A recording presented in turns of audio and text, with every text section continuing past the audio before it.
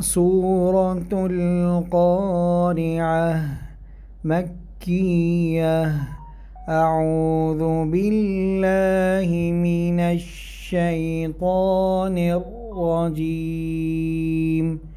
بسم الله الرحمن الرحيم. القارعة.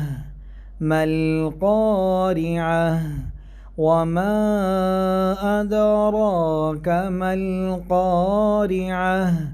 يوم يكون الناس كالفراش المبثوث وتكون الجبال كالعهن المنفوش. فأما من ثقلت موازينه فهو في عيشة راضية.